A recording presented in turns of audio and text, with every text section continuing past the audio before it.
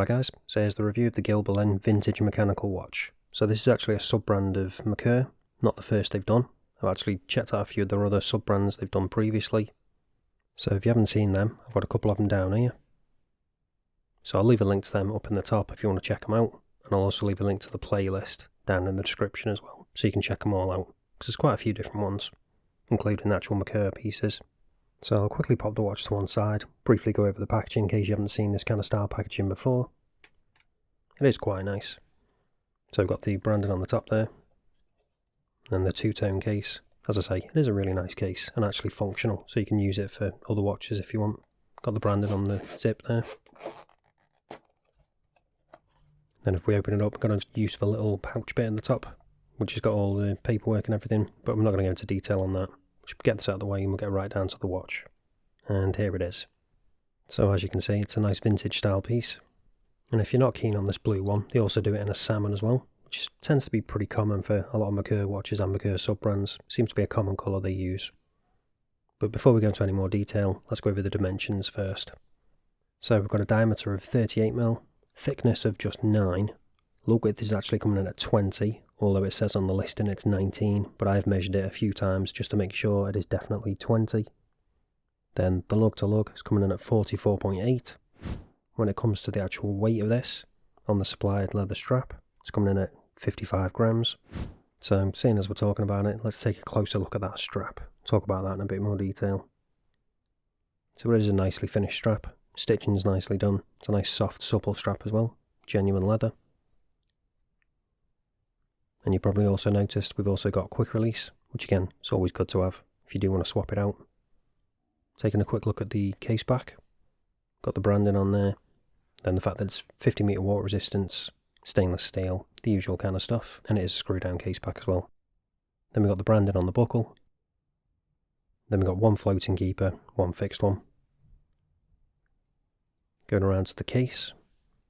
You can see that nice slim case. And again, a lot of that thickness of that pretty small 9mm is actually that crystal, which is domed. So I'll get a quick zoom in so you can see it in a bit more detail. So you can see we've got an unsigned crown there. And again, now you can see more clearly that domed crystal. So when it comes to the case finishing, it's brushed on the sides. Then we've got those polished lugs on top. Then that thin polished section going through the middle is breaking up the bezel, which is also brushed. It's all nicely finished. Nothing too fancy, but I think it looks good. Now moving on to the dial. It's a fully printed dial, nothing applied. Got the branding up at the top there, which is just printed as I say. Then we've got that sub dial down at the 6, which is partly cut off. Then if we turn it on the side, you can see you've got a little bit of distortion around the edge from that domed crystal. So it's not too distracting, but it just adds a little bit of character. Then we've got that printed train track around the outside.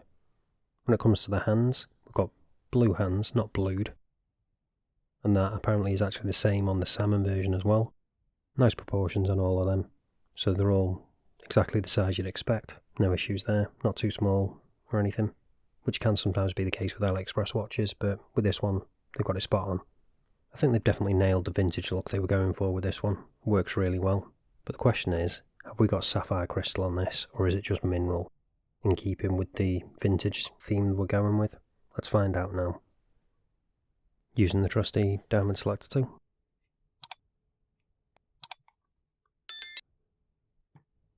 And no, we have just got mineral crystal, which isn't really that unexpected given the price of the watch, and also with the style they're going for. It's keeping in with that vintage theme.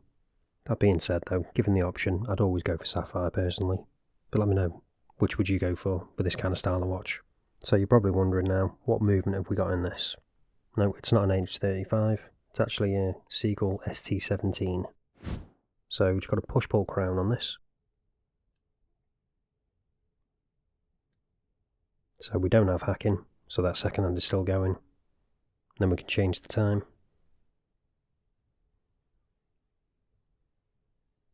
Pop it back in. Then we've got hand winding. All works well, nothing too fancy, fairly basic movement, but does the job. So now the question is the loom on this going to be any good, or is that going to be vintage as well? So it's not going to be great. It's a fully printed dial, so I'm not expecting too much, but let's check it out now and find out. So we've got a little bit there already, but let's charge it up, give it a proper chance.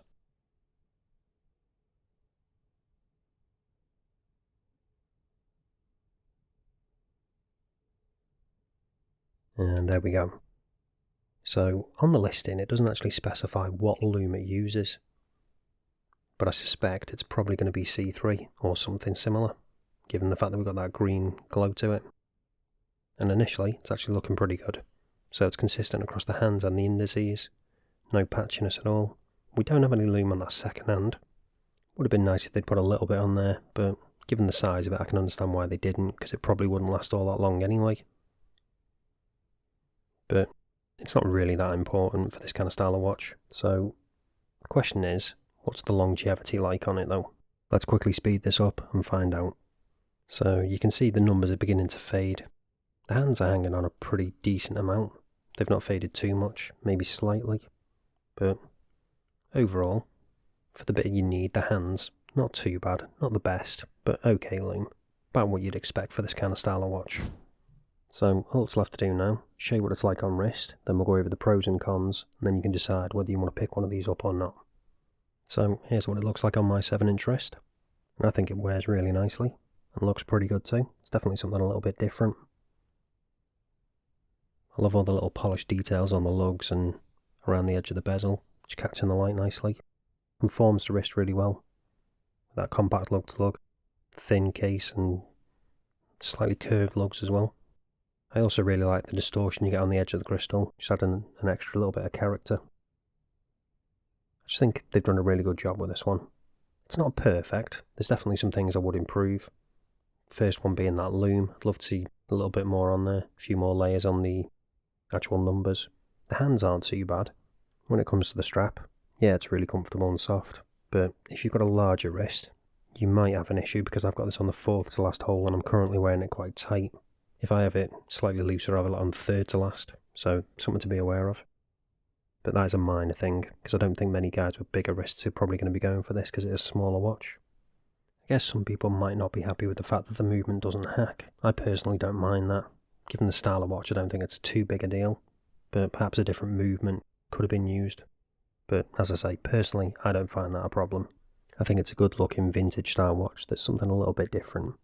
So if you are still interested in picking one of these up, link will be down in the description as always. That is an affiliate link, it does help support the channel, but you don't pay any extra. But that's it for this one guys, thanks for watching, and I'll see you in the next one.